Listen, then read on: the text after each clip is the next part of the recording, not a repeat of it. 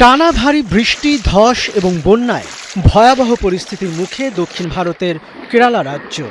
গত কয়েকদিনের বৃষ্টিতে রাজ্যের একাধিক জেলায় ব্যাপক ক্ষয়ক্ষতি হয়েছে। কেরালার মুখ্যমন্ত্রী জানিয়েছেন, রাজ্যের ২৭টি বাড়ি সম্পূর্ণ ধ্বংস হয়েছে। আংশিকভাবে ক্ষতিগ্রস্ত হয়েছে ১৯৬টি বাড়ি। এরই মধ্যে ২০৯টি ত্রাণ শিবিরে সরিয়ে নেওয়া হয়েছে ৫,৭৯২ জনকে। ভারতীয় আবহাওয়া বিভাগ ১২টি জেলার জন্য অরেঞ্জ সতর্কতা জারি করেছে। অন্যদিকে পূর্ব এশিয়ার দুই দেশ চীন ও দক্ষিণ কোরিয়াতে চলছে বন্যা ও তাপপ্রবাহ। গেল ২৬শে জুলাই থেকে চীনের গাংসু প্রদেশে চলা টানা বৃষ্টিতে মৃতের সংখ্যা বাড়ছে।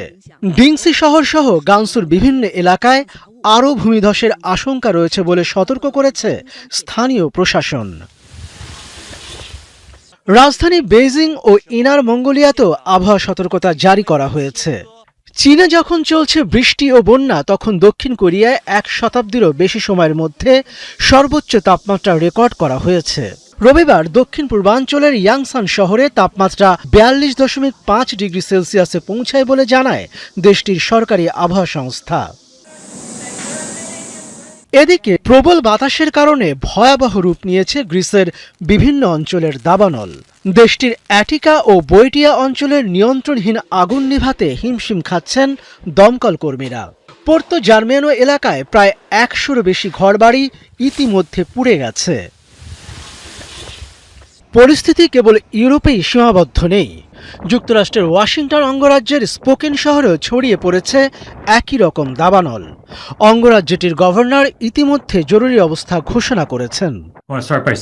আমাদের অঙ্গরাজ্যটি একাধিক অগ্নিকাণ্ডের কারণে অত্যন্ত সংকটাপন্ন পরিস্থিতির মধ্য দিয়ে যাচ্ছে। আমি পুরো অঙ্গরাজ্য জুড়ে জরুরি অবস্থা এবং আগুন জ্বালানোর উপর নিষেধাজ্ঞা ঘোষণা করেছি। সামনে আরও অস্থিতিশীল পরিস্থিতির আশঙ্কা রয়েছে। আগুন ইতিমধ্যেই প্রায় ৩,০০০ একর এলাকা গ্রাস করেছে। হুমকিতে পড়েছে স্পোকেন শহরের অন্তত ৪,০০০ স্থাপনা। মনিরুজ্জামান বাবু, ৭১।